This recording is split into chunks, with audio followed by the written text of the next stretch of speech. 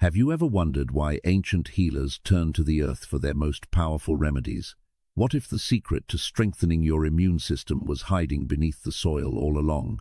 Could something as simple as soaking roots overnight truly transform your health and vitality? Let's embark on a fascinating journey where ancient Buddhist wisdom meets natural healing, revealing 5 extraordinary roots that have been protecting and restoring human health for thousands of years. This isn't just another health trend or a passing fad.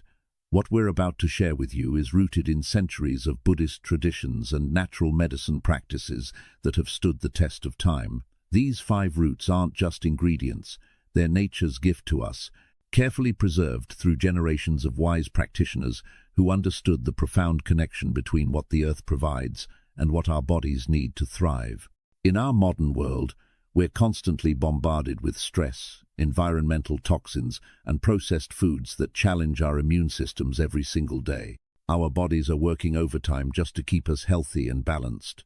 But what if we could give our immune system the natural reset it desperately needs? What if we could tap into the same wisdom that kept our ancestors healthy and resilient, even without modern medicine? As we explore each of these 5 powerful roots, keep an open mind and heart. These aren't just random plants pulled from the ground. Each one has been carefully selected based on Buddhist healing principles that recognize the interconnectedness of body, mind, and spirit. When we heal one aspect of ourselves, we heal the whole. This holistic approach is what makes these remedies so remarkably effective, even in today's complex health landscape. The beauty of this practice lies in its simplicity. Soaking these roots overnight isn't complicated or time-consuming. It's a gentle, natural process that allows the healing compounds within these roots to infuse into water, creating a powerful elixir that your body can easily absorb and utilize. It's like giving your immune system a wake-up call, a gentle reminder of its innate ability to protect and heal. We encourage you to watch this entire video from beginning to end. Each root we discuss carries its own unique properties and benefits, and together they create a synergistic effect that's greater than the sum of their parts. Missing even one piece means you might not experience the full transformative potential of this ancient practice. Every detail matters, from how you prepare these roots to the best time to consume them. If you find value in what we're sharing today, we'd be incredibly grateful if you could show your support. Click that like button and subscribe to our Wisdom in Real Life channel. Your support helps us continue bringing you this type of meaningful, life-changing content. Plus, when you subscribe, you become part of a growing community of individuals who believe in the power of natural healing and ancient wisdom. You'll never miss out on new discoveries and practices that can elevate your health and well-being to new heights. Liking and subscribing also ensures you stay connected with others on this same journey. Imagine being part of a community where people support each other's health goals, share their experiences, and grow together in wisdom and vitality. That's what we're building here, and you're invited to be a part of it. Are you ready to discover these 5 remarkable roots? Ready to learn the proper way to prepare them for maximum benefit? Ready to give your immune system the natural reset it's been craving?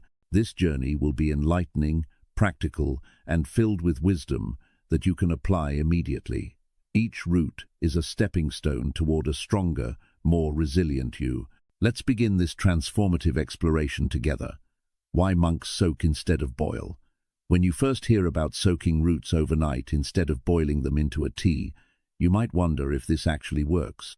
After all, we've been taught that heat extracts the most benefits from herbs and roots, right? But here's where ancient Buddhist wisdom reveals something modern science is only now beginning to understand. Sometimes the gentlest approach is the most powerful.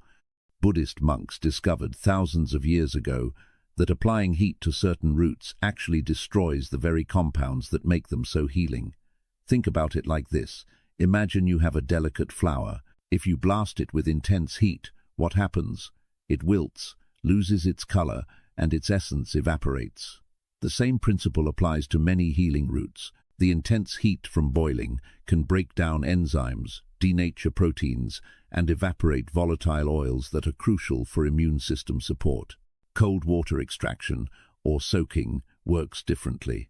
It's a patient process that allows water to slowly draw out water-soluble compounds without damaging heat-sensitive nutrients. This method preserves delicate enzymes that aid in digestion and absorption.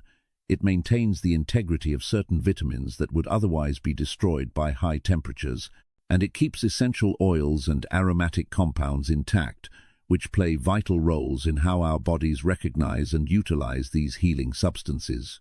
Modern scientific research has validated what monks knew intuitively. Studies show that certain beneficial compounds, particularly in roots like ginger, turmeric, and others we'll discuss, maintain higher concentrations when extracted through cold soaking rather than boiling. The enzymes remain active, the antioxidants stay potent, and the subtle healing properties remain intact. But there's another layer to this wisdom that goes beyond just chemistry. In Buddhist medicine, there's a concept called essence theory.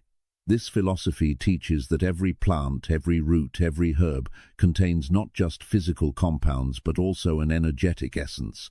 This essence is what truly heals us at the deepest level. When we apply aggressive heat, we may extract the physical components, but we lose the subtle essence, the life force that makes the medicine truly transformative. The act of soaking also aligns beautifully with the Buddhist principle of mindful preparation. When you boil something, it's quick, almost violent. You apply heat, it bubbles, and within minutes you're done. But soaking requires patience. You must plan ahead. You must wait. You must trust in the slow, gentle process of extraction. This mindfulness in preparation actually becomes part of the medicine itself. The intention you set, the care you take, the patience you practice, all of this infuses into the water, along with the physical compounds from the roots. Think of it as the difference between forcing a door open versus gently turning the key. Both might get you inside, but one approach is harmonious and preserving, while the other is destructive. When we soak roots overnight, we're gently turning the key, allowing the roots to willingly release their healing properties into the water. We're working with nature, not against it. This approach also honors the wisdom of the plant itself. Roots grow slowly, deep beneath the earth, accumulating nutrients and protective compounds over time. They're not meant to be rushed or forced.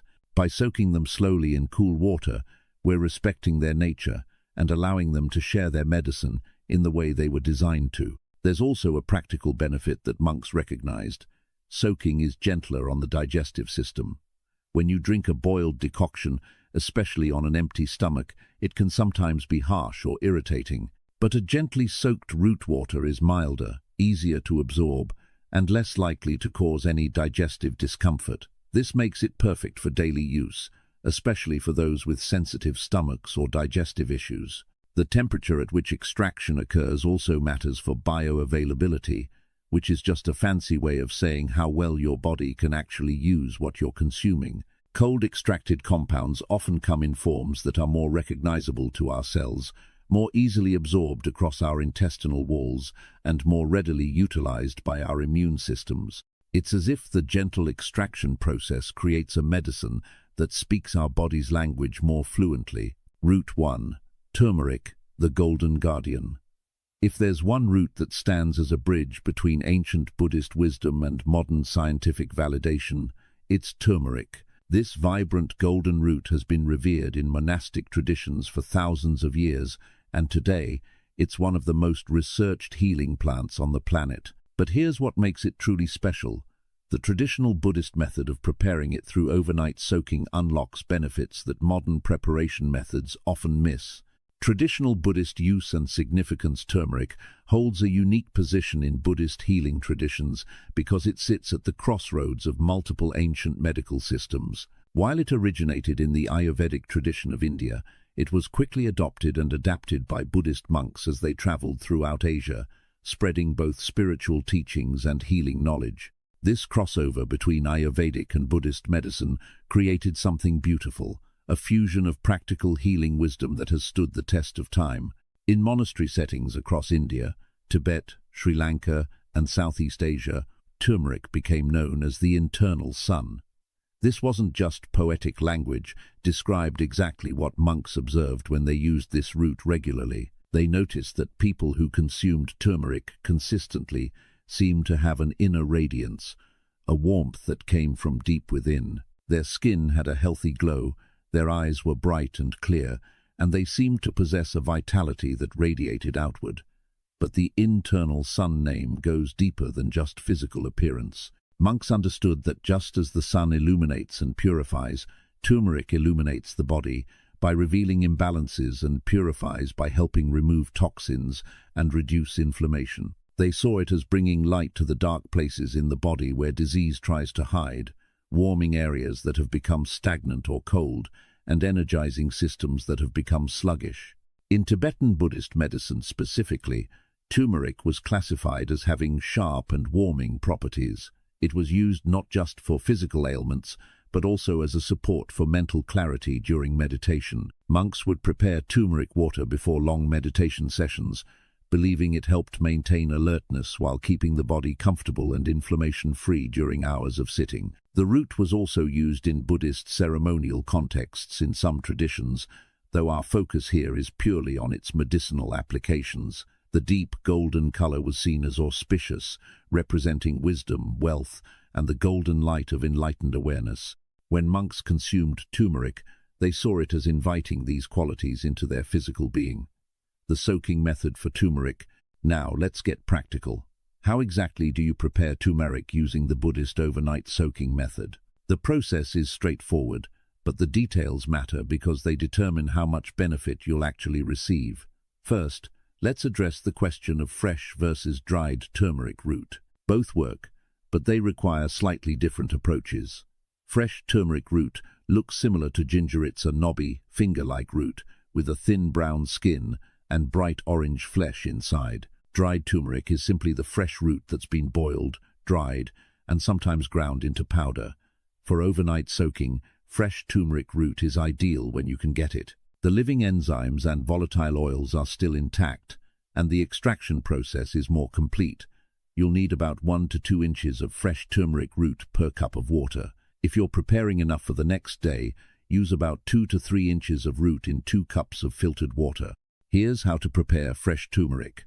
First, wash the root thoroughly under running water, scrubbing gently to remove any dirt. There's no need to peel it, the skin contains beneficial compounds too. Then, slice the root into thin coins, about the thickness of a coin. These thin slices create more surface area, allowing for better extraction overnight. Some people prefer to grate the root, which works even better for extraction, but can make the water quite intense. If you're using dried turmeric root pieces, which you can find at health food stores or Asian markets, you'll use about half the amount, roughly 1 inch of dried root per cup of water. Dried root is more concentrated, so you need less. Break or cut the dried pieces into smaller chunks if possible to increase surface area. Now, if you only have turmeric powder, you can still use the soaking method, though it's not traditional and requires a bit more care. Use about 1/4 to 1/2 teaspoon of high-quality turmeric powder per cup of water. The challenge with powder is that it doesn't strain out easily, so you'll be drinking it all, which makes the taste quite strong and can stain your teeth temporarily. Here's the exact preparation ritual. Take a glass container, never metal or plastic, for this process. Glass preserves the energetic quality of the preparation and doesn't interact chemically with the turmeric. Add your sliced or grated turmeric root to the container. Pour room temperature filtered water over the root. The water quality matters here. Chlorinated tap water can interfere with some of the beneficial compounds, so filtered or spring water is best. Cover the container with a breathable cloth or a loose lid knot sealed tight. Buddhist tradition teaches that the preparation needs to breathe during the extraction process, allowing it to interact with the air element. Place this in a cool, dark place away from direct sunlight. The traditional spot would be a quiet corner of the kitchen or a dedicated preparation area. Let this sit from sunset to sunrise, typically 8 to 12 hours. During this time, something remarkable happens chemically. Water begins to penetrate the cell walls of the turmeric root, dissolving and extracting water-soluble compounds. The main active compound in turmeric is curcumin, and while curcumin itself isn't very water-soluble, the overnight soaking extracts other beneficial compounds called turmerones and other volatile oils that are water-soluble and incredibly beneficial for immunity. The water will gradually turn a beautiful golden yellow color, sometimes with an orange tint. This color change tells you the extraction is working. You might also notice a subtle, earthy aroma developing. That's the volatile oils being released. By morning, you'll have what monks call golden water, ready to drink. Immunity benefits. Let's talk about what makes turmeric such a powerful immune system supporter, combining what ancient Buddhist monks observed with what modern science has now confirmed. The alignment between traditional wisdom and scientific research on turmeric is truly remarkable. The most studied compound in turmeric is curcumin, which gives the root its characteristic golden color. Modern research has shown that curcumin is one of nature's most powerful anti-inflammatory compounds. Now, you might wonder what inflammation has to do with immunity. The answer is everything. Your immune system uses inflammation as one of its primary defense mechanisms, but when inflammation becomes chronic and excessive, it actually weakens your immune system rather than strengthening it. Think of it this way. If your body's alarm system is constantly going off, responding to every small threat as if it's a major emergency, it eventually becomes exhausted and less effective at dealing with real threats. Curcumin helps modulate this inflammatory response, keeping it active and ready when needed, but preventing it from becoming excessive and damaging. Buddhist monks didn't know about curcumin specifically, but they observed the effects clearly. They noticed that people who consumed turmeric regularly recovered more quickly from common illnesses. They had fewer episodes of what we might now call inflammatory conditions, joint pain, digestive inflammation, skin irritations. They seemed more resilient overall, bouncing back faster from physical stress or minor injuries. Modern science has revealed the mechanisms behind these observations. Curcumin influences the activity of immune cells called macrophages, which are like the generals of your immune army, coordinating responses to threats. It enhances the function of T cells, which identify and destroy infected cells. It supports the production of antibodies, the specialized proteins your body creates to fight specific pathogens. But here's where the overnight soaking method shows its wisdom.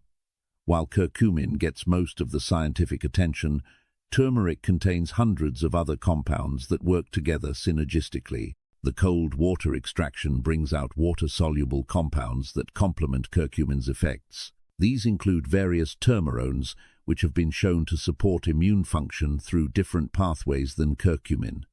There are also polysaccharides in turmeric that the overnight soak extracts beautifully. These complex sugars have been shown to have immune-modulating effects, helping to balance immune function rather than just stimulating it. This is crucial. You don't want to just ramp up your immune system indiscriminately. You want it balanced, responsive, and intelligent in how it responds to threats. Monastic observations noted something else interesting. Turmeric seemed to support what they called digestive fire, the body's ability to properly break down food and extract nutrients. Modern research confirms this, showing that curcumin and other turmeric compounds support healthy gut function. Since approximately 70% of your immune system resides in and around your digestive tract, supporting gut health directly strengthens immunity. The anti-inflammatory properties also protect your immune system itself from damage. Chronic inflammation can actually harm immune tissues, particularly in the gut lining and lymph nodes. By reducing excessive inflammation, turmeric helps preserve the structural integrity of your immune organs, keeping them functioning optimally. How to consume it? Now that you've prepared your golden water overnight, let's talk about the best way to consume it for maximum immune benefit. The traditional Buddhist approach is specific and intentional, designed to optimize both absorption and effect. The ideal time to drink your turmeric water is first thing in the morning, on an empty stomach. Buddhist monks would consume it before their morning meditation and before eating any food. There's wisdom in this timing. Your digestive system is fresh and ready, your stomach acid is at optimal levels, and there's no competition from other foods for absorption. Here's the traditional morning ritual. Upon waking, before doing anything else, strain your turmeric water through a fine mesh strainer or cheesecloth into a clean cup. You can save the used turmeric pieces for one more overnight soak. If desired, they'll still have some medicine to give, though the second extraction will be weaker. Drink the water slowly, mindfully. This isn't something to gulp down quickly. Take small sips, allowing the liquid to spend time in your mouth before swallowing. This serves multiple purposes. First, it starts the digestive process, signaling to your body that nutrients are coming. Second, it allows for some absorption through the mucous membranes in your mouth. Third, it cultivates mindfulness and gratitude, which, as we discussed earlier, may enhance the healing effects. The water will have an earthy, slightly bitter, mildly spicy taste. It's not unpleasant, but it's definitely distinct. Some people love it immediately, others need time to acquire the taste. If the flavor is too intense for you at first, you can dilute it with a bit more warm water, but try to work toward drinking it at full strength as you adjust.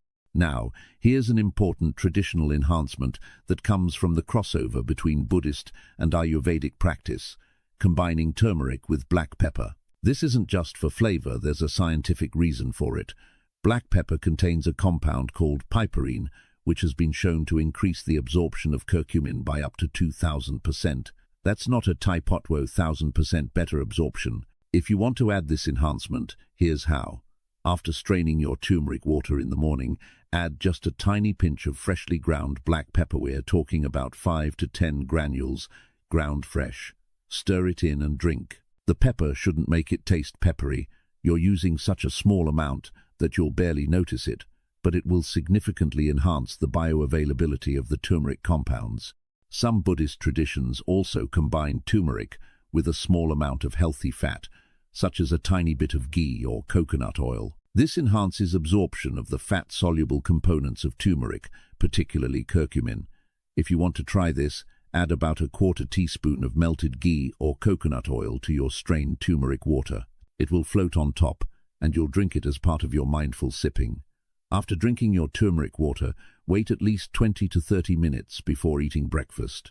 This gives your body time to absorb and begin working with the compounds without interference from other foods. Use this time for meditation, gentle stretching, or simply sitting quietly and setting your intentions for the day. Now, let's address contraindications and precautions, because even natural medicines need to be used wisely. Turmeric is generally very safe for most people, but there are some situations where caution is needed. If you're taking blood-thinning medications, speak with your healthcare provider before starting a daily turmeric practice. Turmeric has natural blood-thinning properties, which can be beneficial for many people, but if you're already on medications like warfarin, the combination might be too much. If you have gallstones or bile duct obstruction, turmeric might not be appropriate for you. It stimulates bile production, which is usually beneficial but could potentially cause problems if you have blockages. Pregnant women should consult with their healthcare provider. While turmeric in food amounts is generally considered safe during pregnancy, medicinal amounts consumed daily might not be appropriate, especially in the first trimester. If you have an upcoming surgery, stop using medicinal amounts of turmeric at least 2 weeks before the procedure due to its blood-thinning effects. Some people experience mild digestive upset when they first start consuming turmeric water, especially if they use too much. If this happens, reduce the amount of root you're using and gradually increase as your body adjusts. One practical note: turmeric stains everything. It touches countertops, cutting boards, clothes, and yes, even your teeth temporarily if you're not careful. Use a glass or stainless steel straw if you're concerned about tooth staining, and rinse your mouth with water after drinking. The staining on your teeth is temporary and will fade, but prevention is easier than waiting for it to fade. Start with smaller amounts and work your way up. Begin with 1 inch of fresh root in 2 cups of water for your first week, and see how your body responds. You can gradually increase to 2 to 3 inches as you become accustomed to it. Listen to your body, it will tell you what amount is right for you. Root 2. Ginger, the fire starter. Ginger is perhaps the most universally recognized healing root across all Buddhist traditions, from Japanese Zen monasteries to Tibetan mountain retreats. Walk into any monastery kitchen and you'll likely find fresh ginger root ready for use. But what makes ginger so special isn't just its warming spice, it's the way this humble root ignites and supports your body's natural healing fire. Traditional Buddhist use and significance. In Zen Buddhist practice, Particularly in Japan, ginger holds a place of honor that goes beyond simple medicine. It's woven into the fabric of daily life, appearing in tea ceremonies not as a mere beverage ingredient, but as a symbol of clarity, warmth, and purification. The Zen tea ceremony isn't just about drinking tea, it's about mindfulness, presence, and creating the right conditions for awareness. Ginger plays a crucial role in this process. Zen monks discovered that a small amount of ginger before meditation helped create what they called bright awareness, a state where the mind is alert but not agitated, warm but not overheated. They would prepare ginger water using methods very similar to what we're sharing here, drinking it slowly before morning meditation sessions. They noticed it helped them sit comfortably for longer periods, reducing the sluggishness that often comes with early morning practice while avoiding the jitteriness that stimulating herbs might create. But the real significance of ginger in Buddhist medicine centers around a concept that bridges multiple healing traditions: digestive fire.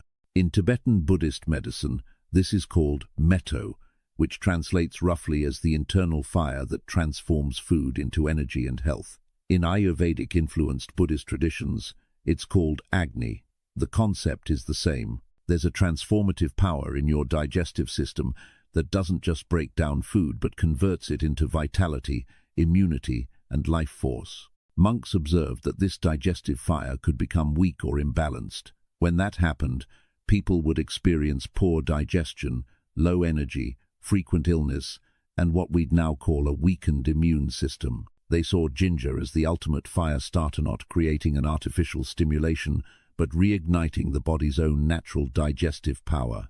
This wasn't just theoretical. Monastery life involved detailed observation over generations. Monks who regularly consumed ginger seemed to have stronger constitutions. They digested their simple vegetarian meals more efficiently. They had more consistent energy throughout long days of work and meditation. They recovered more quickly from the common colds and minor infections that would circulate through monastery communities. The fire starter name also refers to ginger's ability to get things moving: circulation, digestion, elimination. Buddhist medicine recognized that stagnation in the body creates conditions where disease can take hold. Ginger keeps things flowing, warm, and active, creating an internal environment where pathogens struggle to establish themselves. The soaking method for ginger. Most people today know ginger as a tea. You slice it, pour boiling water over it, and steep it for a few minutes. But the Buddhist overnight soaking method is completely different, and it extracts different compounds that create different effects in your body.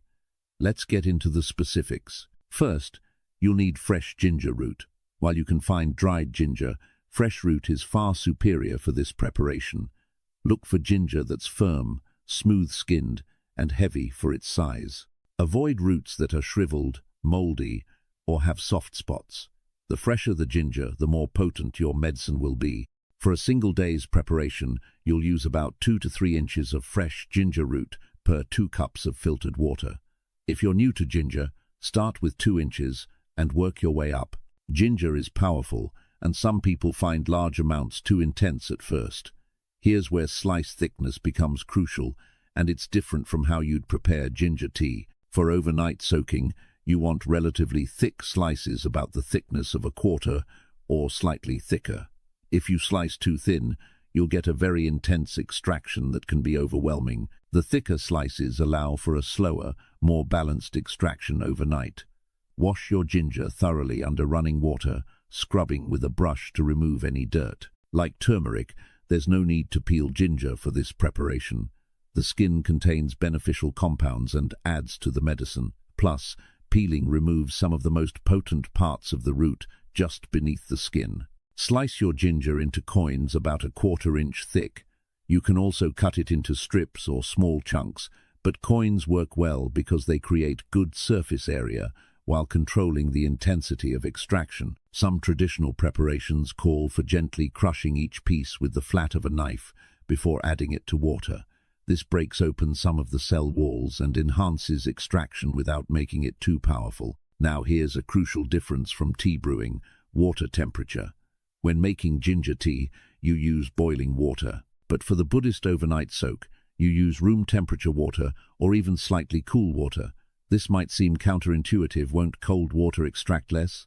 Yes and no. It extracts less of certain compounds, particularly the very sharp, pungent ones that can irritate sensitive stomachs. But it extracts more of others, including subtle volatile oils and compounds that are damaged by heat. Place your sliced ginger in a glass container. Add your filtered room temperature water. Don't cover it tightly. Use a breathable cloth or leave the lid slightly loose. Place this in a cool, dark spot away from direct sunlight. Let it sit from sunset to sunrise, 8 to 12 hours. During this time, the water will take on a pale golden or slightly cloudy appearance. It might develop a light foam on top. This is normal and actually indicates that active compounds are being extracted. You'll notice a distinctive ginger aroma developing, different from the sharp smell of fresh-cut ginger or boiled ginger tea. It's more subtle, earthy, and complex. Immunity benefits. Ginger's reputation as an immune-supporting root is well-deserved and backed by both centuries of traditional use and modern scientific research. The primary active compounds in ginger are called gingerols, with names like 6-gingerol and 8-gingerol. These compounds have been extensively studied and shown to have powerful effects on immune function. When you consume ginger water prepared through overnight soaking, these gingerol compounds interact with your immune system in several ways. First, they have direct antimicrobial properties. Studies have shown that gingerols can inhibit the growth of various bacteria and viruses, including some of the common ones that cause respiratory infections. This doesn't mean ginger kills every pathogen it encounters, but it creates an inhospitable environment for many common infectious agents. Buddhist monks didn't know about gingerols, but they absolutely observed ginger's protective effects. Monastic records from various traditions note that during seasons when respiratory infections would sweep through communities, those who consumed ginger regularly often avoided infection or experienced much milder symptoms. They saw this pattern repeat year after year, season after season. But ginger's immune benefits go far deeper than just fighting pathogens. Remember that concept of digestive fire we discussed earlier? Modern science has confirmed what monks observed. Digestive health is absolutely fundamental to immune health. Your gut houses approximately 70% of your immune system. When digestion is weak or compromised, your entire immune function suffers. Ginger strengthens digestion in multiple ways. It stimulates the production of digestive enzymes, the proteins that break down food into absorbable nutrients. It supports healthy stomach acid production, which is crucial not just for digestion, but also for killing pathogens that enter through food. It promotes healthy bile flow, which aids in fat digestion and the absorption of fat-soluble vitamins essential for immunity. There's also compelling research on ginger's anti-inflammatory properties. Like turmeric, ginger helps modulate inflammation, keeping it appropriate and targeted rather than excessive and damaging. Gingerols inhibit certain inflammatory pathways in the body, particularly ones involved in chronic, low-grade inflammation that weakens immunity over time. One fascinating aspect that both traditional practitioners and modern researchers have noted is ginger's effect on circulation. Good circulation means immune cells can travel efficiently throughout your body, reaching infected or damaged tissues quickly. Ginger's warming properties aren't just a sensation, they represent actual increased blood flow, particularly to the extremities and digestive organs. The overnight soaking method preserves compounds that would be damaged by boiling, including certain volatile oils that have their own immune-supporting properties. These oils can have antimicrobial effects in the respiratory tract when you breathe in the aroma of your ginger water, and they support healthy mucous membrane function when consumed. If you're finding this breakdown of the 5 roots valuable and you want to ensure you never miss information like this, subscribe to our channel now. We regularly share ancient wisdom that's practical and immediately applicable to modern life. Your subscription helps us reach more people who need these natural healing practices. How to consume it. The traditional Buddhist approach to consuming ginger water is specific and purposeful, designed to maximize both its digestive benefits and its immune-supporting effects. The monks called this preparation the digestive tonic, and they had very particular ideas about when and how to drink it. First thing in the morning, strain your ginger water through a fine mesh strainer into a clean cup or jar. Unlike turmeric water, which you drink on an empty stomach before anything else, ginger water is actually consumed about 15 to 20 minutes before your first meal. This timing is crucial. Here's why. Ginger stimulates digestive secretion, stomach acid, bile, pancreatic enzymes. By drinking it about 20 minutes before eating, you're preparing your digestive system for the meal to come. You're lighting the fire before putting wood on it, so to speak. This ensures you'll digest your breakfast thoroughly and extract maximum nutrition from it, which directly supports immune function. The amount to drink depends on your individual constitution and tolerance. Start with a half cup to 1 cup of the strained ginger water. Drink it slowly, taking small sips and allowing it to warm your mouth and throat before swallowing. The taste will be spicy, warming, slightly sweet, and earthy. It shouldn't be uncomfortably intensive. It is, you've used too much ginger or soaked it too long. Now, here's a traditional practice that many people find beneficial. Don't discard those soaked ginger pieces. In fact, monks would often chew a few pieces of the softened ginger after drinking the water. The soaked ginger is milder than fresh ginger, easier on the stomach, but still contains concentrated medicine. Chewing 2 or 3 pieces slowly after drinking the water provides an extra boost of gingerols and helps stimulate saliva production, which is the first step in healthy digestion. If chewing ginger feels too intense, you can also save the soaked pieces for cooking.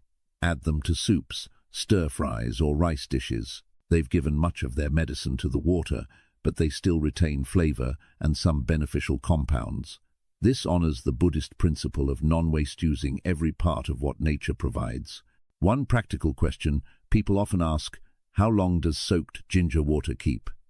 Unlike some preparations, ginger water actually stores quite well. After straining it in the morning, you can keep it in a sealed glass jar in the refrigerator for up to 3 days. Some people prefer to prepare a larger batch every few days rather than doing it daily. If you choose this approach, use about 6 to 8 inches of fresh ginger in 6 cups of water, soak overnight, strain in the morning, and refrigerate. You can drink refrigerated ginger water cold, at room temperature, or gently warmed. Never boil it or microwave it. This defeats the purpose of the cold extraction method. If you want it warm, let it sit at room temperature for an hour, or place the jar in a bowl of warm water for a few minutes. Some traditional practices involve drinking small amounts of ginger water throughout the day, particularly during cold and flu season. You might drink a half cup before each meal, or sip it slowly between meals. The continuous gentle stimulation of your digestive fire and immune system can be particularly helpful when your body is fighting off an infection or when you're exposed to sick people. For those with very sensitive stomachs or conditions like acid reflux, there's a modification you can try. Instead of drinking the ginger water on an empty stomach, drink it with a few bites of food, perhaps a piece of bread or some oatmeal. This buffers the stimulating effects while still providing benefits. As your digestive strength improves over weeks of regular use, you may find you can tolerate it on an empty stomach. One important note: while ginger is generally very safe, some people should use caution. If you're taking blood-thinning medications, check with your healthcare provider, as ginger has mild blood-thinning properties. If you have active gallstones, ginger's bile-stimulating effects might not be appropriate. Pregnant women can usually consume ginger safely. It's often used for morning sickness, but should stick to moderate amounts and consult their healthcare provider about regular medicinal use. Pay attention to your body's signals. Some gentle warmth in your belly is expected and beneficial, but if you experience burning, excessive heat, or discomfort, reduce the amount of ginger you're using. Start small and build gradually as your body adjusts. Root 3. Licorice root, the harmonizer. If there's one root in Buddhist medicine that demonstrates the principle of balance and harmony, it's licorice root.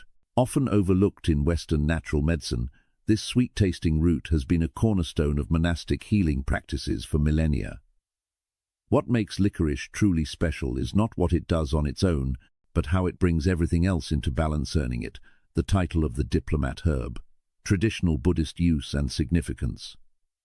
In traditional Buddhist medicine, licorice root occupies a unique position. It's rarely used alone, but it appears in almost every multi-herb formula. Why? Because Buddhist healers observed that licorice had a remarkable ability to harmonize the effects of other herbs, smoothing harsh properties, enhancing beneficial ones, and helping different medicinal plants work together synergistically. It's like the diplomat at a negotiating table, helping everyone communicate effectively. This concept of the diplomat herb runs deep in Buddhist medical philosophy. Monks understood that the body is a complex system where everything affects everything else. When you introduce medicine, you're not just addressing one isolated problem, you're influencing the entire system. Licorice was seen as the herb that helped maintain overall balance while specific healing was taking place. In monastic communities, licorice had a particularly important role in respiratory care. Monks who spent long hours in meditation, sitting in potentially cold or drafty meditation halls, would sometimes develop respiratory issues. The combination of extended sitting, controlled breathing practices, and exposure to varying temperatures created conditions where throat and lung problems could arise. Licorice water became the go-to remedy for these respiratory concerns. Monks would drink it regularly during the colder months, or whenever they felt the first signs of throat irritation or chest congestion. They observed that it seemed to coat and soothe the throat, support comfortable breathing, and help the body resist respiratory infections.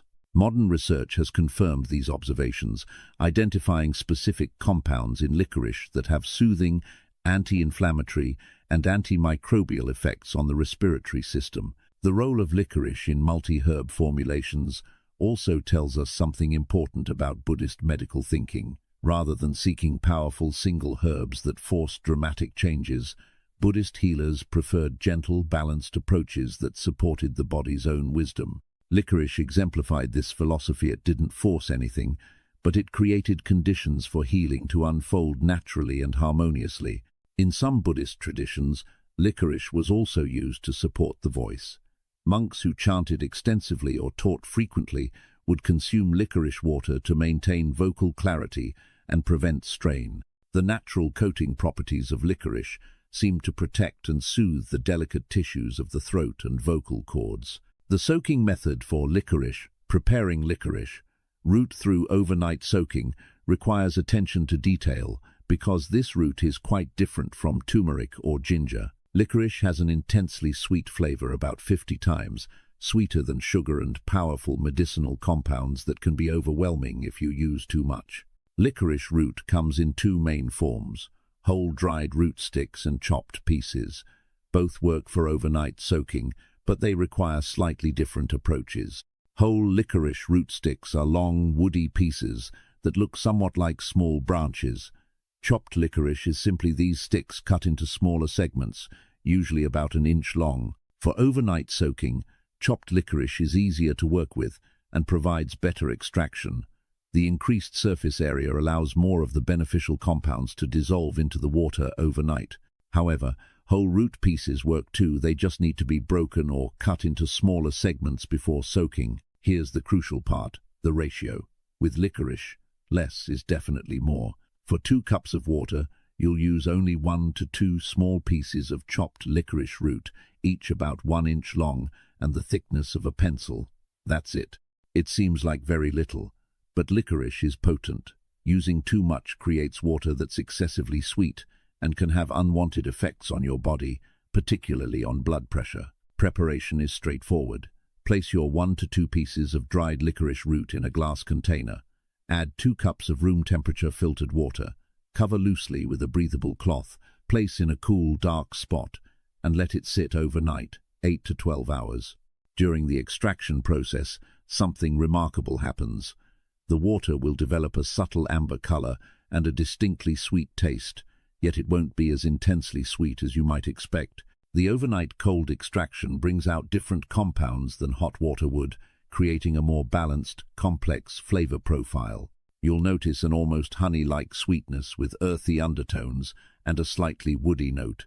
The natural sweetness extraction process is gentle and complete. Licorice contains glycyrrhizin, the compound responsible for its sweet taste and many of its medicinal properties. Cold water extracts glycyrrhizin slowly but thoroughly over the course of the night, creating a balanced infusion that's sweet enough to be pleasant but not cloying. One important consideration with licorice: because of its potency and potential effects on blood pressure and hormone levels with excessive use, you must be careful about ratios and duration. The Buddhist approach emphasizes this licorice is powerful medicine that demands respect and proper use. Never exceed the recommended amounts, and never use it continuously for extended periods without breaks. Immunity benefits licorice. Root's immune-supporting properties work differently from turmeric's anti-inflammatory action or ginger's digestive fire. Licorice is what modern science calls an immune modulator. It helps balance and regulate immune function rather than simply stimulating it. This makes it particularly valuable in our current age, where immune systems are often both overactive in some ways, allergies, autoimmunity, and underactive in others, frequent infections. The primary active compound in licorice, glycyrrhizin, has been extensively studied for its effects on immune function. Research shows that glycyrrhizin can enhance the activity of certain immune cells while calming others, creating a more balanced, intelligent immune response. It's not about making your immune system stronger in a brute force way. It's about making it smarter and more appropriate in how it responds to threats. One of licorice's most remarkable properties is its support for the respiratory system. The same coating, soothing effect that monks observed centuries ago has been validated by modern research. Glycyrrhizin and other compounds in licorice help maintain healthy mucous membranes in the throat and lungs. These membranes are your first line of defense against airborne pathogens. When they're healthy, moist, and intact, they can trap and eliminate threats before they cause infection. Licorice also has direct antimicrobial properties. Studies have shown it can inhibit the replication of certain viruses and the growth of various bacteria. This doesn't mean it's a cure-all, but it adds another layer to your immune defense system, making it harder for pathogens to establish infection. Perhaps most fascinating is licorice's effect on your adrenal glands and stress response, which connects directly to immunity.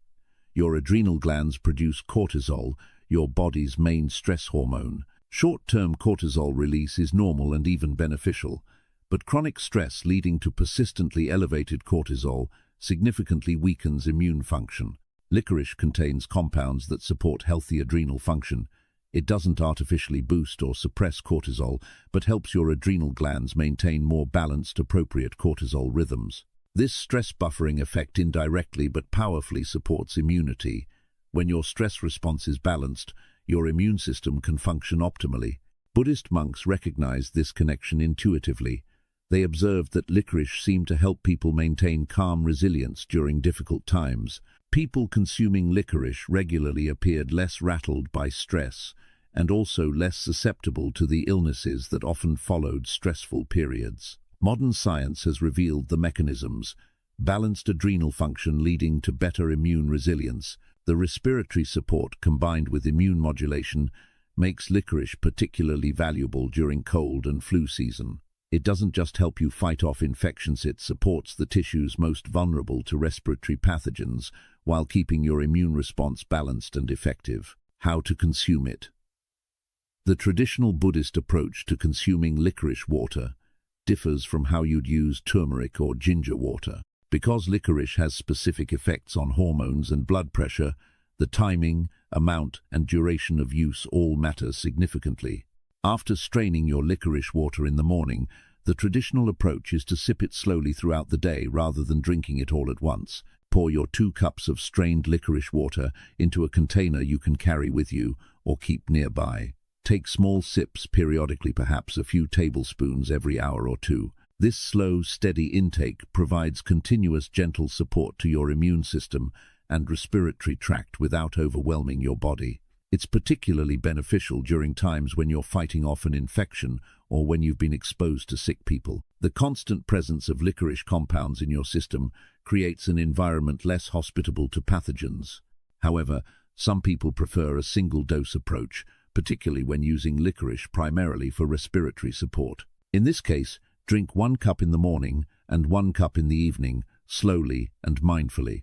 This creates two distinct periods of concentrated support for your throat and lungs.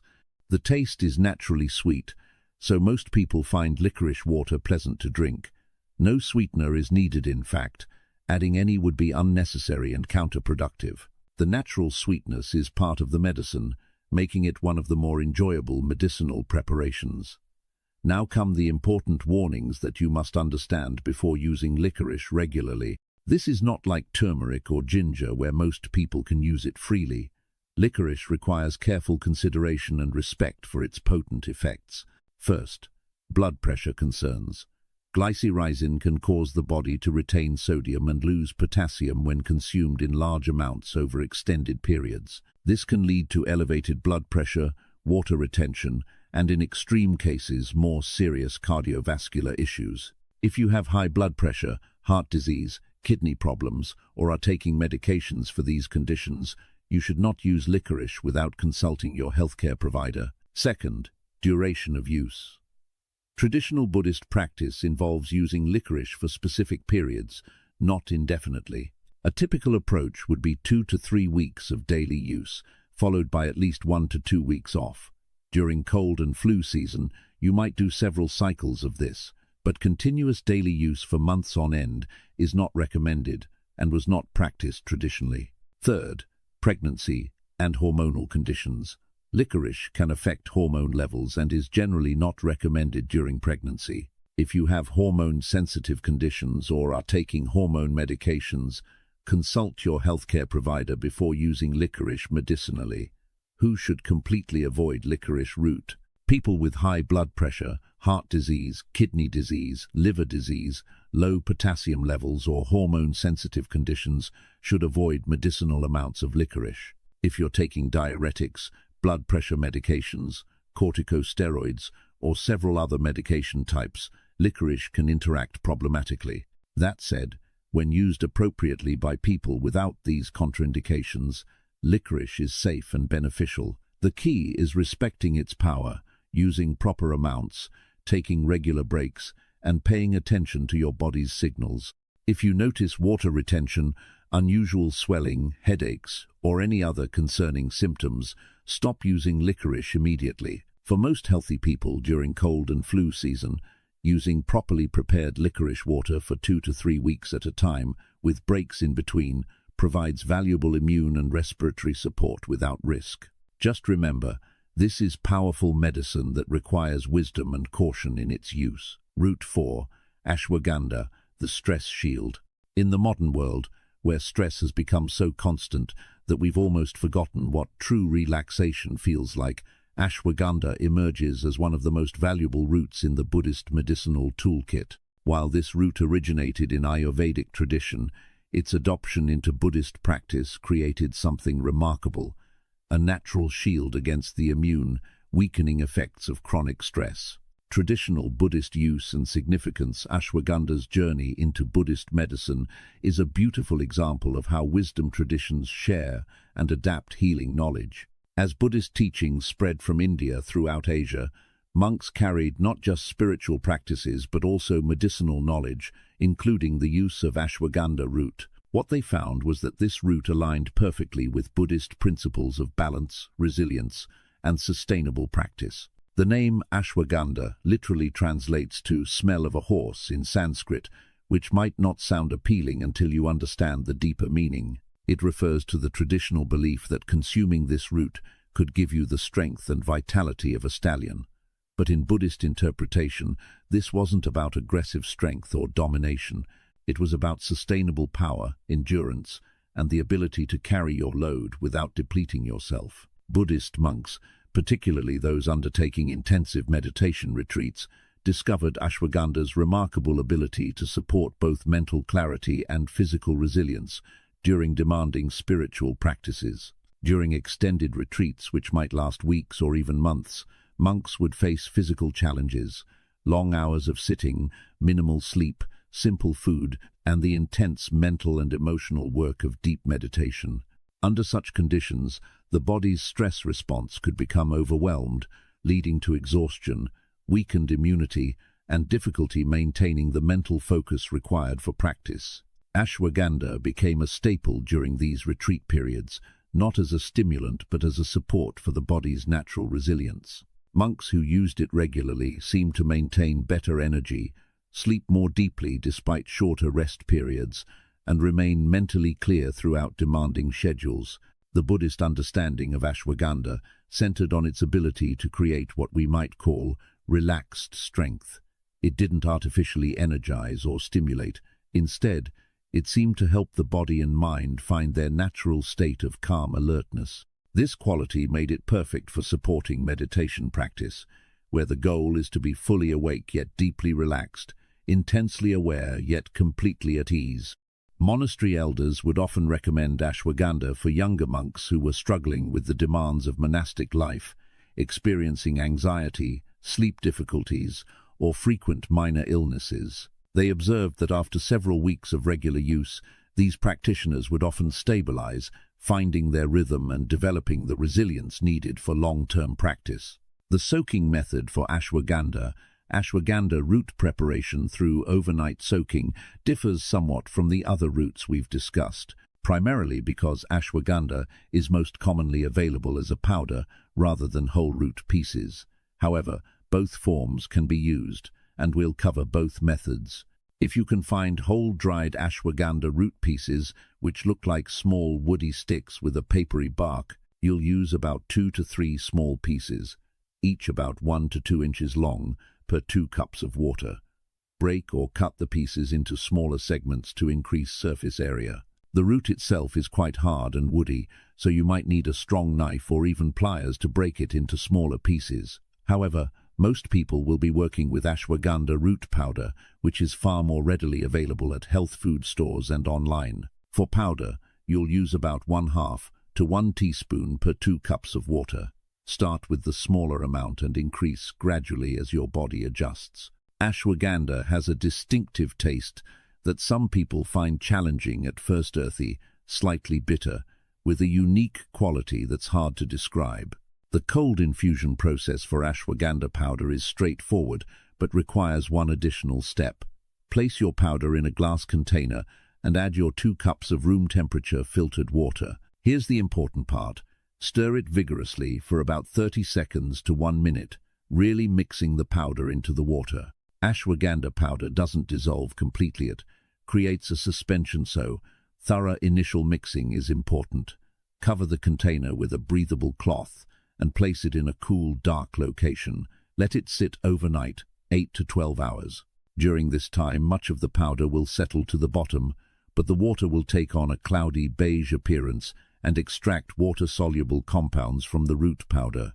In some traditional Buddhist practices influenced by broader Asian spiritual traditions, there's a connection between ashwagandha preparation and moon energy. Certain practitioners would time their ashwagandha preparation to the lunar cycle, believing that soaking during the full moon or new moon enhanced the root's properties. While this might seem mystical, it actually relates to the traditional understanding that ashwagandha affects rest, sleep, and nighttime restorational associated with lunar nighttime energy. Whether you choose to pay attention to lunar cycles or not, the overnight soaking aligns ashwagandha with the darkness and rest of night, which mirrors how it works in your body, supporting deep restoration during sleep and helping buffer stress during waking hours.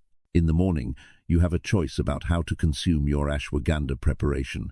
You can strain it through a fine mesh strainer or cheesecloth, drinking only the liquid and discarding the sediment. Or you can shake or stir the container vigorously and drink everything, powder and all. The traditional Buddhist approach, varied by regions and monasteries, strained it for a milder preparation, while others consumed everything, believing that the whole root provided the most complete medicine. Immunity benefits. Ashwagandha's immune-supporting properties work through a fascinating mechanism that modern science has only recently begun to understand fully. The root belongs to a class of herbs called adaptogen substances that help your body adapt to stress and maintain balance across multiple systems. This adaptogenic quality is precisely what makes ashwagandha so valuable for immunity. Here's the critical connection. Stress is one of the most powerful immune suppressors we face. When you're under chronic stress, your body produces elevated levels of cortisol, your primary stress hormone. While short-term cortisol release is normal and even beneficial, chronic elevation has devastating effects on immune function. It suppresses the production and activity of various immune cells, reduces antibody production, and makes you significantly more susceptible to infections. Multiple scientific studies have demonstrated ashwagandha's ability to help regulate cortisol levels. It doesn't artificially suppress cortisol, which would create its own problems, but rather helps your stress response system become more balanced and appropriate. When you face actual stresses, you still produce cortisol as needed, but the chronic, excessive production that weakens immunity is reduced.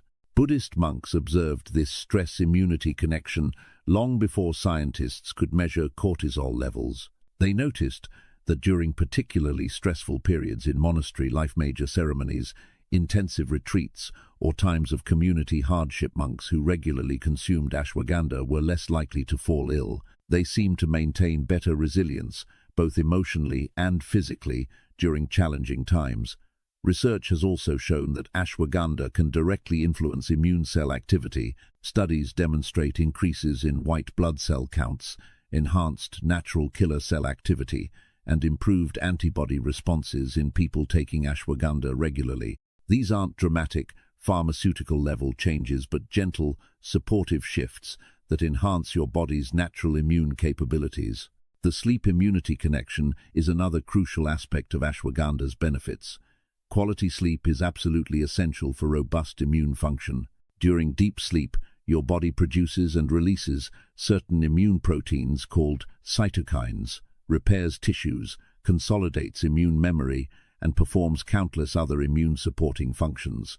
When sleep is poor or insufficient, immunity suffers dramatically. Ashwagandha has been shown in multiple studies to improve sleep quality, helping people fall asleep more easily, sleep more deeply, and wake feeling more restored. This isn't through sedation, but through its stress-reducing effects. When your nervous system is less activated by stress, natural sleep comes more easily. For many people, this sleep improvement alone provides significant immune benefits. There's also evidence that ashwagandha supports healthy inflammation levels.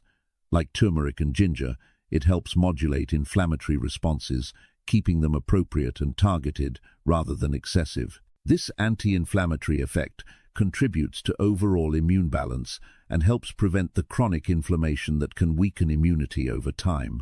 Buddhist practitioners who used ashwagandha regularly during demanding meditation retreats reported not just physical benefits but mental ones, too clearer thinking, better focus, and more emotional stability. Modern research confirms these observations, showing improvements in cognitive function and stress resilience. When your mind is clearer and calmer, you make better decisions about health, sleep, diet, and self-care, all of which support immunity. How to consume it. The timing of ashwagandha consumption is more flexible than some of the other routes, but traditional practice offers some guidance based on what you're trying to achieve. The most common Buddhist approach was evening consumption, aligning ashwagandha with its sleep-supporting and stress-buffering properties. After straining or stirring your overnight ashwagandha water in the morning, store it in a sealed glass jar in the refrigerator. In the evening, about 1 to 2 hours before bed, drink 1 cup of the ashwagandha water. You can drink it cool from the refrigerator or let it come to room temperature, whatever you prefer. If you didn't strain it and you're drinking the powder too, shake or stir it well before drinking so the settled powder is evenly distributed. The taste will be earthy and somewhat bitter. Some people find it pleasant in an acquired taste kind of way, while others need time to adjust to it. Here's where a traditional modification can help. Combining ashwagandha with milk or plant milk. This isn't just about making it taste better, there's traditional wisdom behind it. In both Ayurvedic and Buddhist practice, ashwagandha was often consumed with warm milk before bed. The tradition held that milk enhanced ashwagandha's nourishing and calming properties. If you want to try this traditional preparation, here's how. Instead of drinking your strained ashwagandha water cold, gently warm 1 cup of milk, dairy or plant-based almond, oat, or coconut work well. Don't boil it, just warm it to a comfortable drinking temperature. Add 1/2 to 1 cup of your prepared ashwagandha water to the warm milk, stir, and drink slowly before bed. Some traditional preparations would add a small amount of natural sweetener like honey and a pinch of cardamom or cinnamon. These weren't just for flavor. Honey was considered nourishing and immune-supporting, while warming spices like cardamom complemented ashwagandha's properties. If you choose to add these, use them sparingly. However, ashwagandha doesn't have to be consumed only in the evening. Some people find that taking it in the morning helps them maintain calm focus throughout the day. If you're using ashwagandha primarily for stress resilience rather than sleep support, you might drink 1 cup in the morning and 1 in the evening, or even divide your daily amount into 3 smaller doses taken throughout the day. Dosage considerations are important with ashwagandha. The amount you're preparing, go 1/2 to 1 teaspoon of powder in 2 cups of water, consumed over the course of a day, falls well within safe traditional ranges. However, ashwagandha is powerful medicine, and some people are more sensitive to it than others. Start with the lower end of the dosage range and give your body at least a week to adjust before increasing. Some people notice effects within a few days: better sleep, feeling calmer, more energy. For others, the benefits emerge more gradually over 2 to 3 weeks of consistent use. This is normal. Ashwagandha works with your body's own balancing mechanisms, which takes time. One important consideration is cycling your use. While ashwagandha is generally safe for extended use, traditional practice often involves taking periodic breaks. A common approach is to use ashwagandha for 6 to 8 weeks, then take a week or 2 off before resuming. This prevents your body from becoming too accustomed to it and maintains its effectiveness. Some people may experience mild digestive upset when first starting ashwagandha, particularly if they have sensitive stomachs. If this happens, try taking it with food rather than on an empty stomach, or reduce the amount you're using. The upset usually resolves within a few days as your body adjusts. Ashwagandha is generally very safe, but there are some situations where caution is needed. If you have thyroid conditions, particularly hyperthyroidism, consult your healthcare provider before using ashwagandha, as it can influence thyroid hormone levels. If you're pregnant or breastfeeding, avoid medicinal amounts of ashwagandha. If you're taking medications for anxiety, depression, thyroid conditions, or immunosuppressants, talk to your healthcare provider about potential interactions. For most people, ashwagandha becomes a cherished part of their daily routine, providing the stress, resilience, and immune support needed to thrive in our demanding modern world. Give it time to work, use it consistently, and pay attention to how your body responds. Root 5. Burdock root, the blood purifier. Our final root brings us full circle to a fundamental principle of Buddhist medicine. True health requires purification and cleansing as much as nourishment and strengthening. Burdock root, with its deep-reaching nature and powerful cleansing properties, embodies this principle beautifully. While it might be the least known of our 5 roots, it's arguably one of the most important for building lasting immune resilience. Traditional Buddhist use and significance. Burdock root holds a special place in Zen Buddhist tradition, particularly in Japan, where it became integrated into both medicinal practice and spiritual cuisine. In Shojin Ryori, the traditional vegetarian cooking of Zen monasteries, burdock appears not just as food but as medicine, food nourishment that also purifies and heals. The Zen approach to food is deeply philosophical. Eating isn't just about filling your stomach or getting nutrients, it's about cultivating awareness, expressing gratitude, and supporting your practice. Burdock fit perfectly into this framework because it was seen as a humble, earthy food that grounded practitioners while cleansing their bodies of accumulated impurities. There's a concept in some Buddhist traditions called cleansing before enlightenment. The idea is that just as you would clean a room before inviting an honored guest, you prepare your body through purification before deepening your spiritual practice. This isn't about believing the body is inherently impure, but rather recognizing that accumulated toxins, stagnant energy, and dietary waste can cloud both physical health and mental clarity. Burdock root became central to this cleansing philosophy. Monks observed that people who regularly consumed burdock seemed to have clearer skin, better digestion, more stable energy, and fewer chronic health complaints. They appeared more vital, more present, and better able to engage in demanding meditation practices.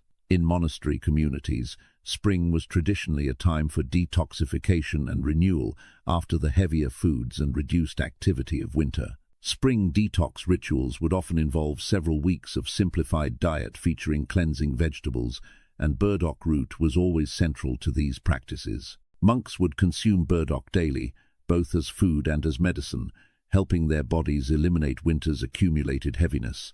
The timing wasn't arbitrary. Spring is when the earth itself awakens, when plants begin to grow, when energy moves upward and outward after winter's inward contraction.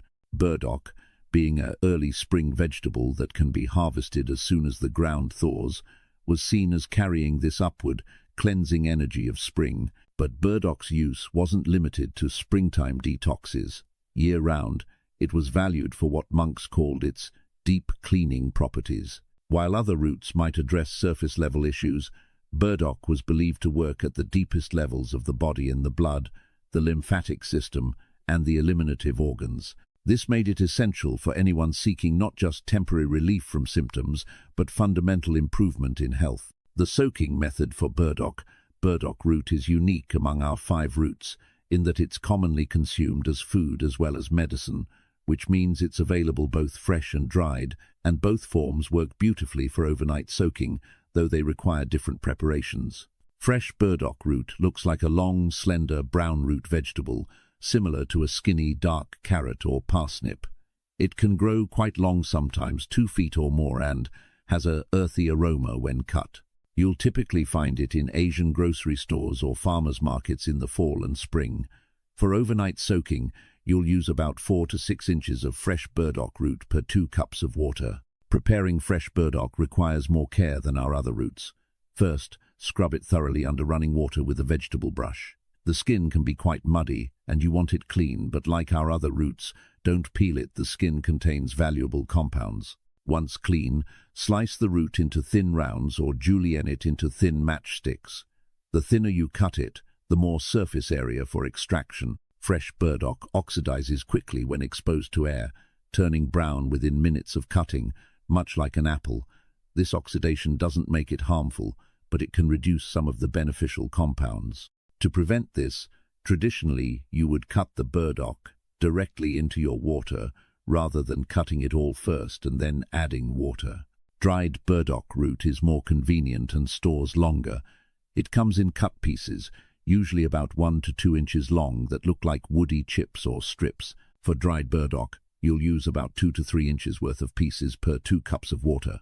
Dried burdock is more concentrated than fresh, so you need less. The overnight soaking process for burdock is similar to our other roots, with one important consideration.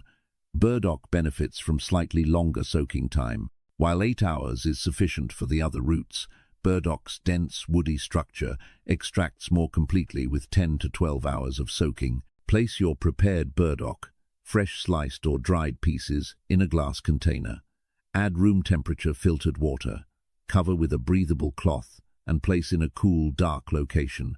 Let it soak for 10 to 12 hours, ideally overnight. During this time, the water will take on a deep amber color, sometimes almost tea-like in appearance. It will develop an earthy, slightly sweet, complex aroma. The taste will be earthy, mildly bitter, with subtle sweetness and mineral notes. Some people describe it as tasting like the forest floor, smells rich, grounded, and deeply earthy. One beautiful aspect of the Buddhist approach to burdock is combining it with other roots. While each root we've discussed is powerful on its own, traditional practice sometimes combined them for specific purposes. Burdock pairs particularly well with ginger for enhanced digestive and circulatory benefits, or with turmeric for more powerful anti-inflammatory and cleansing effects. If you want to combine roots, use half the amount of each that you would use individually. For example, 2 inches of burdock and 1 inch of ginger in 2 cups of water, soaked overnight. The combined extraction creates a more complex medicine that addresses multiple systems simultaneously. Immunity benefits. Burdock root's approach to supporting immunity is different from our other roots. Rather than directly influencing immune cells or reducing inflammation, burdock works by supporting your body's natural detoxification systems. And here's the key insight. A clean internal environment is essential for robust immune function. Think of your immune system as an army trying to defend a city. If that city's streets are clogged with trash, its water supply is contaminated, and waste isn't being removed effectively, the army can't function well no matter how strong it is. Burdock helps clean those streets, purify that water, and support effective waste removal, creating an environment where your immune system can work optimally. Burdock's primary mechanism involves supporting lymphatic system function. Your lymphatic system is like your body's drainage network. It collects cellular waste, toxins, dead cells, and pathogens, transporting them to elimination organs. It also houses many immune tissues and provides highways for immune cells to travel throughout your body. When lymphatic flow is sluggish or stagnant, waste accumulates, immune cells can't move efficiently, and you become more susceptible to infection and illness. Burdock has been shown to support healthy lymphatic flow, helping this crucial system function more effectively. Monks who consumed burdock regularly often reported reduced swelling, better skin health, and fewer instances of the swollen lymph nodes that signal immune system activation. The skin immunity connection is another fascinating aspect of burdock's benefits. Your skin is actually part of your immune system. It's your first barrier against pathogens and environmental threats. Buddhist healers observed that people who consumed burdock regularly developed clearer, healthier skin. They saw this not just as a cosmetic benefit, but as a sign of deeper cleansing and improved immune function. Modern research has confirmed this observation, showing that burdock supports skin health through multiple mechanisms. By helping remove waste products that can trigger skin inflammation, by providing antioxidants that protect skin cells, and by supporting the gut-skin axis, the connection between digestive health and skin condition. This brings us to burdock's prebiotic properties and the gut immune axis. Prebiotics are compounds that feed beneficial bacteria in your gut. Remember, approximately 70% of your immune system resides in and around your digestive tract, and the health of your gut bacteria directly influences immune function. Burdock contains inulin, a type of fiber that serves as food for beneficial gut bacteria. By supporting a healthy gut microbiome, burdock indirectly but powerfully supports immune function. Well-fed, thriving beneficial bacteria help train your immune system, produce immune-supporting compounds, and crowd out potentially harmful microorganisms. Traditional Buddhist observations about burdock improving digestion and elimination align perfectly with this modern understanding. When your gut is healthy, populated with beneficial bacteria, and effectively eliminating waste, your entire immune system benefits. Burdock also contains polyphenols and other antioxidant compounds that protect cells from damage and support overall cellular health. These antioxidants help prevent the oxidative stress that can weaken immune function and make you more susceptible to illness. Share this video with anyone you know who needs natural, practical ways to strengthen their immunity. This ancient wisdom is meant to be shared, not hoarded. The more people who understand these practices, the healthier our communities become. How to consume it. The morning after your overnight soak, you have more options with burdock than with our other roots, because both the extracted water and the soaked root pieces themselves provide benefits. Let's explore both approaches, starting with the traditional way of consuming just the water. Strain your burdock water through a fine mesh strainer into a clean glass or jar. The liquid will be dark amber, earthy smelling, and rich with extracted compounds. The traditional Buddhist approach is to drink 1 cup of this burdock water first thing in the morning on an empty stomach, and the second cup in the evening before dinner. Drink it slowly, mindfully, taking small sips and allowing your body to recognize and receive the medicine. The taste is distinctive earthy, slightly bitter, mildly sweet, with mineral notes. Most people find it pleasant once they acquire the taste, but it can be intense at first. If needed, you can dilute it slightly with warm water, but try to work toward drinking it at full strength. The morning cup supports your body's natural detoxification processes, which are most active in the early hours. The evening cup, taken before dinner, supports digestion and prepares your eliminative systems for their nighttime work. This twice-daily approach provides consistent support for cleansing and immune function. Now, Here's where burdock differs from our other roots. Don't discard those soaked root pieces. In traditional Zen practice, the soaked burdock was often eaten, not just for avoiding waste, but because it still contained valuable medicine and fiber. The soaked pieces are softened, milder in flavor than fresh burdock, and can be incorporated into your meals. You can add the soaked burdock pieces to soups, stir-fries, or grain bowls. They provide fiber that supports digestive health and feeds beneficial gut bacteria. They add an earthy, grounding quality to meals. Some people simply eat a few pieces of the soaked burdock after drinking their morning water, chewing them slowly and thoroughly. If you're using the soaked burdock in cooking, here's a simple traditional preparation.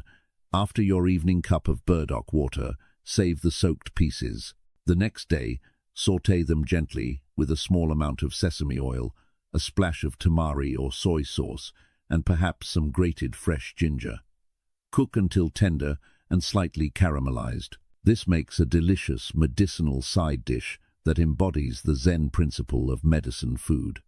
One important consideration with burdock is what to expect during the first week or two of use. Because burdock supports detoxification, some people experience what's called a cleansing reaction or healing crisis when they first start using it. This might include temporary symptoms like mild headaches, skin breakouts, changes in bowel movements, or increased urination. These symptoms aren't harmful, they're signs that your body is releasing accumulated waste. However, they can be uncomfortable. If you experience strong cleansing reactions, reduce the amount of burdock you're using. Start with just 1 cup of the water daily instead of 2, or use less root in your preparation. As your body adjusts and becomes cleaner, these symptoms will pass. Staying well hydrated is crucial when using burdock. It's helping your body eliminate waste, and that waste needs to leave your body through urine, bowel movements, and sweat. Drink plenty of water throughout the day to support these elimination pathways. Storage is straightforward. Strained burdock water keeps in the refrigerator for up to 3 days. If you want to prepare a larger batch, use proportionally more root and water. Soak overnight, strain, and store. You can drink it cold, at room temperature, or gently warmed. Never boil it, as this would damage some of the beneficial compounds extracted during the cold soak. The duration of burdock use can be flexible. For general immune support and gentle ongoing detoxification, you can use it continuously for several weeks or even months. For more intensive cleansing, particularly during spring detox periods, you might use it daily for 2 to 4 weeks, then take a break before resuming. Burdock is generally very safe for most people, but there are a few precautions. If you're pregnant or breastfeeding, consult your healthcare provider before using medicinal amounts of burdock. If you have ragweed allergies, be cautious, as burdock is in the same plant family and might trigger reactions in sensitive individuals. If you're taking diuretic medications, burdock's mild diuretic effect might be too much in combination. As with all our roots, start slowly, pay attention to your body's responses, and adjust accordingly. Burdock is patient medicine. It works steadily and deeply over time, rather than producing dramatic immediate effects. Give it time to work its cleansing magic, and you'll likely notice gradual improvements in energy, skin clarity, digestive function, and overall resilience. The 21-day reset challenge, knowledge without action, remains mere information. To truly benefit from these ancient practices, you need to transform knowledge into lived experience. The 21-day reset challenge provides a structured, achievable framework for making root medicine a sustainable part of your life. 21 days is significant. It's long enough to form initial habits, experience real benefits, and overcome the resistance that often derails new practices. Week 1. Foundation and observation. The first week is about establishing the basics without overwhelming yourself. This is your foundation week, where you're learning the mechanics of preparation and beginning to observe how your body responds. Don't worry about perfection, focus on consistency and presence. Choose one root to work with this entire first week. For most people, ginger is ideal because it's gentle, well tolerated, and you'll notice effects quickly. Each evening before bed, prepare your ginger water using the methods we've detailed. Set a phone reminder if needed whatever helps you remember during this habit formation phase. Each morning, follow the ritual we outlined. Wake mindfully, express gratitude, strain your preparation, and consume it with full presence. Then, and this is crucial, spend just 2 to 3 minutes writing in a journal. Note the date, which route you're using, and any observations about how you feel, physical sensations, energy levels, sleep quality, digestion, mood, anything you notice. You might feel silly writing things like felt warmer after drinking or stomach gurgled pleasantly, but these small observations accumulate into profound self-knowledge. You're learning your body's language, developing the sensitivity that allows you to become your own best healer. During week 1, don't expect dramatic transformations. You're building a foundation, establishing a rhythm, and creating the neural pathways that turn intentional action into automatic habit. Some days will feel easier than others. This is normal. The key is showing up consistently, even when motivation wanes. Week 2, deepening and adjustment. By week 2, the mechanics should feel more natural. Preparing your root medicine is becoming routine rather than requiring intense focus. This is when you deepen your practice by adding another element or refining your approach based on week 1 observations. You might introduce a second route, either alternating days with your first route or trying a simple combination. Or you might deepen your relationship with your original route by adjusting amounts, timing, or preparation methods based on what your journal revealed about your responses. This is also when you begin expanding the mindfulness component beyond just the preparation and consumption moments. Notice how the effects of your root medicine ripple through your day. Does the morning ginger make your lunch digest more easily? Does the evening ashwagandha help you wake more refreshed? These connections reveal how deeply interconnected your body's systems are. Week 2 often brings the first real doubts. The initial excitement has faded, the practice feels less novel, and you might question whether it's really making a difference. This is exactly when your journal becomes invaluable. Look back at your week 1 entries. Even if changes feel subtle, you'll likely notice patterns: better sleep, improved digestion, more stable energy that might not feel dramatic in any single moment, but represent real shifts over time. Adjust your practice based on what you're learning. If the amount of root you're using feels too strong or too weak, modify it. If the timing doesn't work with your schedule, shift it. The traditional guidelines we've provided are starting points, not rigid rules. Your practice should serve your life, not the other way around. Week 3, mastery and habit formation. Week 3 is where magic happens. The practice has become familiar enough that it no longer requires significant willpower or conscious effort. You're moving toward true habit formation, where preparing and consuming your root medicine feels as natural as brushing your teeth. This is the week to refine and personalize. You understand your body's responses now. You know which roots work best for you, what amounts feel right, how timing affects your experience. Use this knowledge to craft your ideal ongoing practice, the version you can sustain not just for 21 days, but indefinitely. Consider expanding beyond the basic practice. Maybe you start using the soaked root pieces in cooking. Perhaps you create a more elaborate morning ritual that includes meditation or gentle movement alongside your root medicine. You might begin sharing your experience with others, which reinforces your own commitment and deepens your understanding through teaching. By day 21, evaluate your journey. Review your entire journal from start to finish. What patterns emerge? What benefits have accumulated? How has this practice changed your relationship with your body, your health, your mornings? Most people are surprised by how much has shifted in just 3 weeks. Recap of the 5 sacred roots. Turmeric, the golden guardian, with its powerful anti-inflammatory properties and support for overall immune balance. Ginger, the fire starter, igniting your digestive power and creating warmth that supports healing. Licorice, the harmonizer, balancing immune responses and supporting respiratory health. Ashwagandha, the stress shield, buffering the immune-weakening effects of chronic stress while supporting deep restoration. Burdock, the blood purifier, cleansing your internal environment and supporting the foundational systems that underlie robust immunity.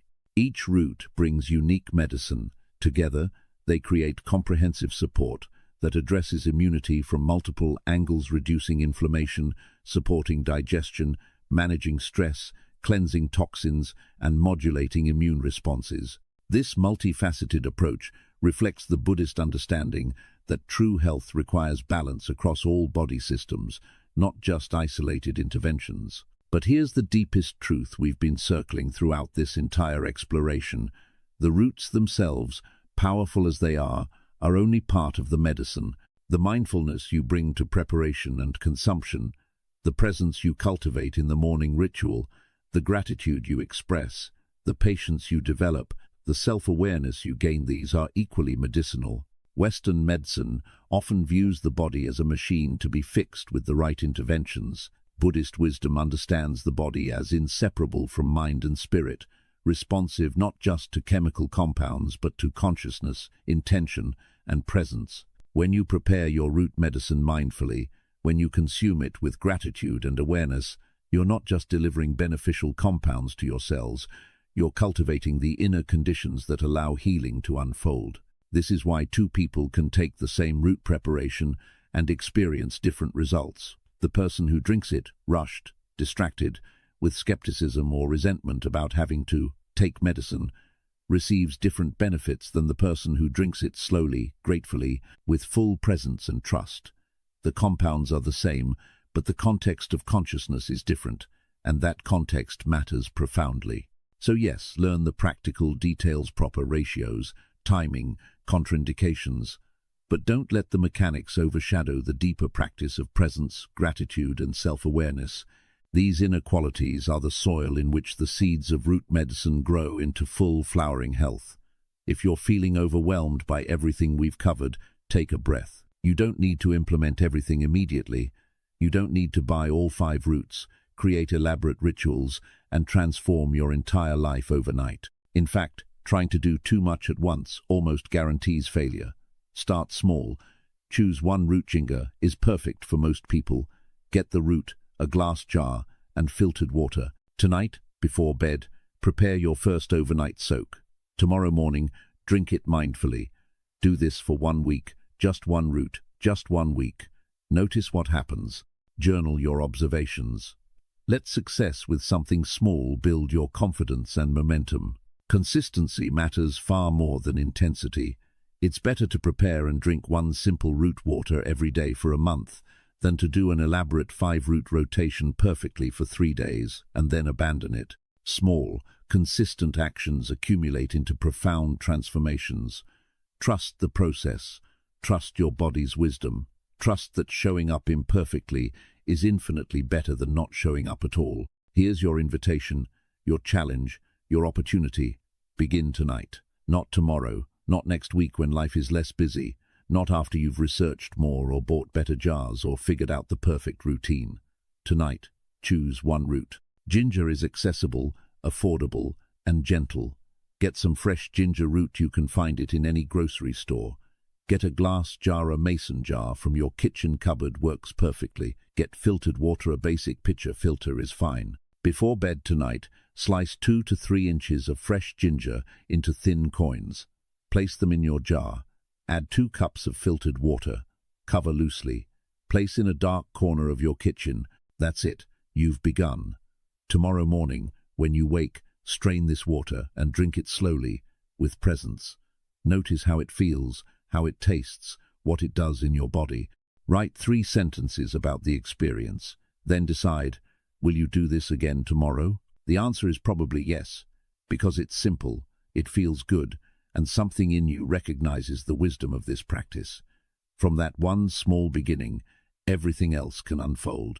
More roots, deeper practice, greater understanding, all of it grows from the simple act of starting tonight with one root. Buddhist wisdom teaches that the path of healing, like the path of spiritual growth, is walked one step at a time. There are no shortcuts, no bypasses, no ways to skip the actual journey. But each step, taken with awareness and care, is complete in itself. Each morning ritual, each mindful sip, each moment of gratitude, complete, whole, valuable, regardless of what comes next. This practice teaches patience in a world that values speed. It teaches trust in natural processes in a culture addicted to force and control. It teaches presence in an age of constant distraction. It teaches self-reliance and inner knowing in a society that insists experts always know better than you about your own body. The roots are medicine, the practice is medicine, the mindfulness is medicine, the patience is medicine, the consistency is medicine. All of it together creates transformation that goes far beyond just immune function. It touches every aspect of how you relate to yourself, your body, your health, and your life. May this ancient wisdom serve you well. May these sacred roots support your health and vitality. May the practice bring you not just physical benefits, but also the deeper gifts of presence, patience, and trust in your body's innate healing wisdom. Begin tonight. Start simple. Stay consistent. Trust the process. Your body knows how to heal. You're simply providing the support and creating the conditions for that healing to unfold naturally and beautifully. If this guide has provided value, if these teachings resonate with you, share this knowledge with others who might benefit. Leave a comment below telling us which route you're starting with or where in the world you're watching from. Your engagement helps this wisdom reach more people who need it. Together, we're reviving ancient practices that our modern world desperately needs. May you be healthy. May you be strong. May you live with vitality and peace. As with all our roots, start slowly, pay attention to your body's responses, and adjust accordingly. Burdock is patient medicine. It works steadily and deeply over time, rather than producing dramatic immediate effects. Give it time to work its cleansing magic, and you'll likely notice gradual improvements in energy, skin clarity, digestive function, and overall resilience. Authentic sources: Master Dogen's Tenzo Kyokun, Instructions for the Zen Cook, Shojin Ryori Tradition Records on Buddhist Temple Cuisine, Chanyuan Chingui, Monastic Regulations, and Tibetan Buddhist Medicine Herbal Guides. Would you like me to expand any of these into a full script with a hook, body, and call to action?